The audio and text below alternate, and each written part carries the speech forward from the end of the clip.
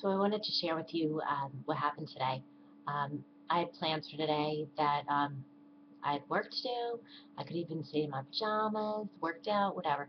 Um, those were my plans, and I was going to go to the mall tomorrow. But I got this soul nudging. I was like, you have to go to the mall today. And I was like, I wonder who I'm going to run into. Like, do I have to reconnect with somebody? Do I have to say something to somebody? It's happened to me before where I just, like, later on realized I had to be there with somebody because I had to be there to pray with them, say something to them, whatever it is. And so I followed it this time. And so I was putzing around the mall, and I went to the store that I needed to buy a gift at. And there was an employee that came in for her shift, and she realized she didn't have to be there. And proceeded to tell the other employee about how her trucker broke down and her husband just dropped her off. And for some reason, like, I locked in on this woman, and she called her husband, and I could just tell, like, he sounded like a really awesome guy on the phone. I didn't even hear his voice. It was just one of those, like, feelings. And she was talking to the other employee about how dumb she was to make this mistake. And then she walked away from her, and she went to walk in to the back where the employees go. And I could tell she was starting to cry. So I went in the back where the employees go, and employees only. And I gave her a hug, and I was like, it's okay. Like, it's not that big of a deal. We all make mistakes. Don't be so hard on yourself. And I said, your husband sounds like an awesome guy. He's coming to pick you up. Like, who knows why he had to be here. And she said he really is an awesome guy, and they've been through so much. They lost their daughter a year ago. She died from drugs at age 23, and how this Christmas was so hard for them.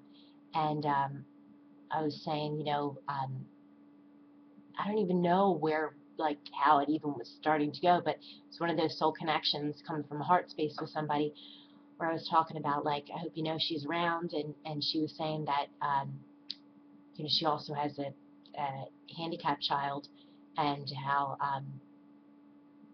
God doesn't give you any more than you can handle, and that she said God must have a really big idea about me, bigger than I have for myself. And I said, you're a very brave woman. And I said, then she said that her granddaughter of another one of her children um, never met, her daughter who passed, that would be this child's aunt, and talks about her all the time. And I said, because she sees her, because she's around. She's always around. And that was just like kind of that sign for that woman to let her know that it really is true. And I was like, this is a sign. Like, you ask for signs that let her show you that she's around, that, she's still here. And I'm one of them. Like, she's making me talk to you. Why else would I be coming up to this woman and talking to her and getting into this conversation, which this has happened many times with me, about where I have to talk to somebody about death, and, that their loved one is still with them in the most random of ways this happens. And, you know, th that her daughter's wanting me to let that she knows that she was loved. And I said, you know that she knows she was loved? And she said, yeah. And I said, that's all we can ever do as parents. Like, that's all we really can ever do, is, like, let them know that they're loved. That's our number one job. And I said, I know you went to fight the battle for her, but you couldn't. And how, our soul's here to learn things and to teach things that we're not going to understand, and not to take away from her pain, but to know that, and to know, like, she's always with you. And I said, like, that's your message. And I felt so blessed to be able to connect with this woman in this way, and hope that I did bring her comfort. And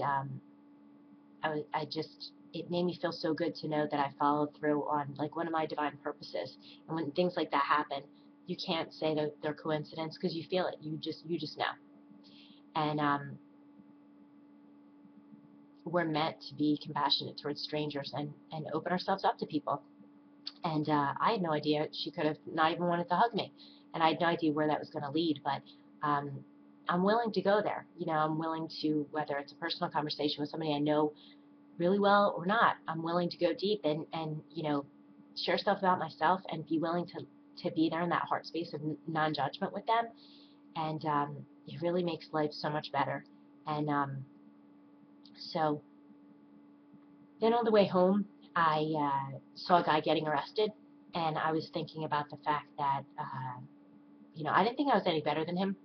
and how sometimes, we have a tendency to think we're better than people that are like in prison, and we have no idea what their story is, and that could actually be the best thing that ever happened to that person. Them getting arrested could set them on a different track, and you don't know their background, you don't know anything about them, so it really like serves us no good to judge, and we don't have a right to.